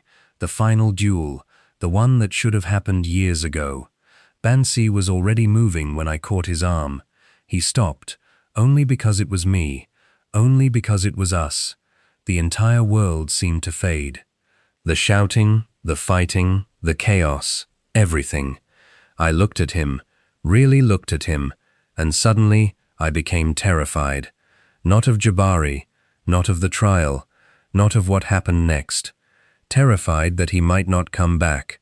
Terrified that I might lose him after finally finding him. My voice broke. Bansi. His eyes softened immediately. Just a little. What? I swallowed hard. For once, I couldn't find my courage. Then I looked at Kalen, at our son, then back at him, and the words came. I love you. Silence. The kind that exists only between two people. The crowd vanished. The kingdom vanished. There was only him. I should have said it sooner. My eyes filled with tears. I should have said it a long time ago. Something moved across his face. Something I would remember for the rest of my life. I grabbed his hand, hard. Come back. My voice trembled. Do you hear me? A tear escaped. I didn't care who saw it. You come back to us. To us. His eyes flickered briefly toward Kalen, then back to me. I saw it then. The same fear I felt. The same love. The same impossible hope. Bansi stepped closer, pressed his forehead briefly against mine. A promise, a vow, a goodbye, and hopefully not a final one. Then he pulled away, drew his sword, turned toward the forest, and went after his brother. This time, not as the forgotten son, not as the weakling, not as the exile, but as the Alpha Moonfang should have had all along. Chapter 6. The kingdom was celebrating when Bansi returned. Jabari had been captured. Lady Jael had been captured. The conspirators were in chains. The people were finally breathing again. For the first time in years, Moonfang had hope. And yet, I was packing. The irony wasn't lost on me. Kalen slept peacefully on the bed, while I folded the last of his blankets into a travel bag. My own belongings were few. Most of my life had been spent losing things. Homes, dreams, certainties. One more departure hardly seemed remarkable. The chamber was familiar, painfully familiar. Once upon a time, I had arrived here as Jabari's wife. Now I was leaving as nothing at all. The door burst open. I didn't need to turn around. Only one person in Moonfang entered a room like that. Eliara. His voice carried relief, then confusion, then irritation. I continued folding clothes. You are back. Bansi stared. I could feel it. What are you doing? The question sounded ridiculous. The answer was obvious. I tied the bag closed. Leaving. Silence. Heavy silence. The dangerous kind. I finally turned. Bansi looked as though I had struck him. Leaving. House Savage still stands. Barely, but it stood. My father needs help rebuilding. His eyes narrowed. So does Moonfang. I looked away. That was exactly the problem. Moonfang needed him. Not me. Never me. I'll raise Kalen there. The words came easier now. I had rehearsed them. Until he's old enough. Eliara. He'll know who his father is. His jaw tightened. He'll visit whenever you wish. Eliara. I won't keep him from you. The bag slipped from my fingers. I suddenly couldn't look at him anymore, because the truth was embarrassing, pathetic, painful. I was afraid that once the war ended, reality would return. Afraid that once the danger passed, he would remember who I was. The woman who had mocked him, rejected him, chosen Jabari. The woman, still technically bound to another man. The woman carrying too much history and too much scandal. I swallowed hard. You don't need me here. The words were barely above a whisper. You have your kingdom back. Still silence. You have your people. Nothing. You have Fina. That finally earned a reaction. Bansi blinked, then blinked again, as though I had spoken an entirely different language. Moon goddess. Maybe I had. I understand, I continued quickly. You don't have to explain anything. The longer I spoke, the worse it became, so naturally I kept speaking. I know what people will say. Eliara. They'll say I was Jabari's wife. Eliara. They'll say I brought enough trouble for 3 lifetimes. Eliara. They'll say, stop talking. I stopped, immediately. Bansi took one step forward, then another, until he stood directly in front of me, close enough that I had to tilt my head upward. His eyes searched my face, looking for something, finding it, then looking annoyed by it. You truly believe I am letting you leave? I frowned. Letting? Bad choice of words. A pause. Absolutely terrible choice of words. I stared at him. Bansi rubbed a hand over his face. The expression was one of a man losing patience. Rapidly. Eliara. His voice softened, only slightly. I crossed half a kingdom looking for you. My throat tightened. I carried you back from death. Another step. I spent months searching for our son. Another. I nearly got myself killed because Jabari wouldn't stop trying to take both of you. The room felt very small suddenly. Then he said the words that shattered every remaining doubt. I don't want only Kaelan. My breath caught. Bansi's gaze never left mine. I want you. Everything inside me stopped. The room, the world, time itself, gone. Only those 3 words remained. I want you. Not the child, not the heir, not House Savage. Me. My eyes immediately filled with tears. Traitorous things. Bansi sighed, then reached into his pocket. When he opened his hand, a familiar object rested in his palm. The ceremonial seal of the Alpha, the authority of Moonfang itself. As Alpha, I can dissolve the bond between you and Jabari. My heart pounded. His claim on you ends the moment I speak it. I could barely breathe. Bansi took my hand, slowly, carefully, as though giving me time to pull away. I didn't. Moon Goddess, help me. I didn't. Then he dropped to one knee. Actually dropped. The Alpha of Moonfang, the most stubborn wolf alive, on one knee, looking up at me. The room became very quiet. Eliara Savage. His voice was steady, certain. I am tired of chasing you. A watery laugh escaped me. I am tired of rescuing you. Another laugh. I am tired of watching you prepare travel bags. Now, I was crying and laughing, a humiliating combination. Bansi squeezed my hand, then finally smiled, the real smile, the one that belonged only to me. Will you marry me? I stared at him, at this impossible man, this stubborn wolf, this alpha, this father, this mate. Then I launched myself at him. The answer, fortunately, became obvious, long before I remembered to say yes. One evening, after the children had finally fallen asleep and the palace had grown quiet, I found Bansi sitting alone on a balcony overlooking the gardens. The same gardens where Kaelan regularly broke rules, the same gardens where our daughters regularly convinced him to help them break more. I sat beside him. He immediately reached for my hand, a habit neither of us had outgrown. Not that I wanted to. For a while we simply sat together, comfortable, quiet, the way only people who truly know each other can be. Bansi had never been a man of many words, not emotional words anyway. He would cross a kingdom to save me, fight armies for me, stand between me and death without hesitation. But asking him to speak about his feelings was like asking a mountain to dance. The man simply wasn't built that way. Then he spoke. Do you regret it? I looked at him. Regret what? A small smile appeared. choosing me. I laughed so hard I nearly frightened the birds nearby. The man looked genuinely offended, which only made it worse.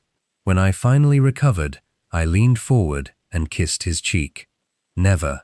The answer came easily, because it was true. I had loved him as a girl without realizing it, lost him without understanding it, found him again when I least expected to, and somehow, after everything we survived, he still looked at me as though I was the best thing that had ever happened to him. The fool. I rested my head against his shoulder. His arm immediately wrapped around me. Home. That was what it felt like. Not the palace, not the kingdom, not the title. Him. Just him. For a long moment neither of us spoke. The sunset painted the sky gold and crimson. The gardens below were quiet. The children were asleep. The kingdom was peaceful. And for once, there was nothing demanding our attention. Then Bansi cleared his throat. Once. Twice. I frowned. That alone was unusual. When I looked up, he seemed strangely uncomfortable, almost nervous. The realization nearly made me laugh. Bansi? He stared toward the horizon, avoiding my eyes, a terrible sign. Then finally he spoke. I don't say things very well. I blinked. No, I know. That earned a smile, a small one. Then he took a breath, the kind of breath warriors take before charging into battle. I should probably say it more. My heart began to beat a little faster. He finally looked at me, directly at me. No distractions, interruptions, or wars. Just us. And then, after years of showing it in every possible way except words, he finally found his voice. I love you, Eliara. The world seemed to stop. Not because the words were grand, not because they were poetic, but because they were his. Every battle, every sacrifice, every choice, every promise. Those 4 words carried all of it. I felt tears gather instantly. Moon goddess, I whispered. His expression immediately became suspicious. What? You really do love me, he groaned. I laughed, then kissed him before he could change his mind and take the words back. When I finally pulled away, his forehead rested against mine, and together we watched the last of the sunlight disappear beyond the horizon. A stubborn alpha, a stubborn Luna, a family built from mistakes, forgiveness, fate, and love. And after everything life had thrown at us, we were finally, completely, and wonderfully home. Years passed, far more quickly than either of us expected. One day, Kalen was chasing birds through palace gardens. The next, he was standing before councils, asking questions that made old wolves uncomfortable. He had inherited my stubbornness. Unfortunately, he had inherited Bansi's instincts, even more unfortunately. The combination terrified everyone, including us. The older he grew, the clearer it became that the strange gifts he displayed as an infant had not faded. They had grown stronger. Animals still responded to him. Birds still sought him out. The wolves respected him instinctively. Even as a boy, he carried himself with a quiet confidence that reminded people of his father. Sometimes I would catch elders watching him, smiling, nodding among themselves, already seeing the future. One evening I found Bansi watching Kalen train with warriors. He'll be better than me, the words surprised me. I looked at my husband. Bansi rarely praised anyone, especially not himself. A faint smile touched his lips. He already is, and for once, I did not argue, because we both knew it was true. Justice eventually found Jabari. Not quickly, not dramatically, but completely. The trial lasted weeks. Witnesses came forward. Evidence was examined. Families finally received answers. The truth could no longer be hidden. When judgment was delivered, even Jabari understood there would be no escape. No manipulation, no second chance. The kingdom had finally seen him clearly. Lady Jael fared no better. The woman who had spent years shaping lies watched those same lies destroy everything she had built. Neither of them ever again held power over another soul, and with time, people stopped speaking of them, not because they were forgiven, because they were no longer important. Their story ended. Ours continued. The years became decades. Our children grew, then their children. The palace became louder, busier, filled with life, filled with laughter, filled with tiny feet running through halls where silence once lived. Some nights, Bansi would sit surrounded by grandchildren, pretending he did not enjoy the attention. Nobody believed him, least of all me. The fierce alpha who once terrified entire armies could be defeated by a determined grandchild asking for one more story. It became one of my favorite things to watch. That and his endless arguments with Kaelin. Father and son rarely agreed on anything, except when it truly mattered. Then they became impossible to separate, much like someone else I knew. Age arrived quietly. One silver hair, then another, then hundreds. The children grew older, then their children, then their children's children. The palace never seemed to grow quieter, only fuller, warmer, more alive, exactly as Bansi had always wanted, though he would never admit it. The years softened many things, but not him, not entirely. Even as an old man, he still listened to birds, still rose before dawn, still thought he could do things his body had long since disagreed with. The stubborn wolf remained stubborn until the very end. I knew before he did. Perhaps wives always know, or perhaps after loving someone for so many years, you simply learn the language of their soul. He tired more easily, walked a little slower, spent longer watching sunsets, longer watching our family, longer watching Kaelin lead. One evening, after a day spent surrounded by children, grandchildren, and far too much noise, Bansi asked me to sit with him, so I did. Just as I always had. His favorite chair overlooked the gardens, the same gardens where our son had once chased birds, the same gardens where generations of our family now played. The sun was beginning to set, golden, peaceful, beautiful. I was right. I glanced toward him. About what? A smile tugged at the corner of his mouth. You did start a diplomatic incident over that noble woman. I laughed so hard I nearly lost my breath. The ridiculous wolf had remembered. After all these years, I was protecting what belonged to me. His eyebrow lifted. Protecting? Absolutely. The smile that followed was worth every wrinkle we had earned. For a while, we watched our family. Bansi's hand found mine, as it had thousands of times before. For a long while, neither of us spoke. Words were no longer necessary. They hadn't been for years. Then his fingers tightened slightly. Eliara. I looked at him. His eyes were on the horizon. I had a good life. The words hit me harder than any wound ever could. My throat tightened instantly. Bansi. He smiled. Older now, softer, yet still the same smile that had once stolen my heart. You gave me a good life. A tear slipped down my cheek. Then another. The foolish man noticed immediately, as he always did. Don't cry, that only made it worse. I laughed through the tears. You are impossible. Probably. The answer came with surprising ease. For a moment, we simply sat together, watching the sunset, watching the family we had built, watching the life we almost lost. Then he lifted my hand, pressed a kiss against my knuckles, an old habit, one he had never abandoned. I love you. The words were quiet, yet somehow they carried the weight of an entire lifetime. Every sacrifice, every battle, every promise, every year. I rested my forehead against his. I love you too. His eyes closed. A contented sigh escaped him, the kind of sigh a man makes when he finally knows everything is as it should be. Our children were nearby. Our grandchildren were laughing. Kaelin was leading well. The kingdom was at peace, and I was in his arms. For Bansi, there was nothing left unfinished, nothing left unsaid, nothing left to fight.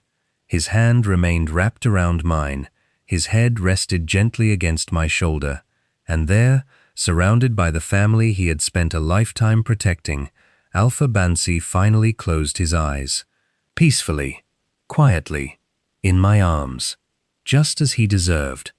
And though my heart broke in that moment, I could not bring myself to grieve for him, because for the first time since I had known him, there were no burdens left upon his shoulders, no enemies, no expectations, no pain.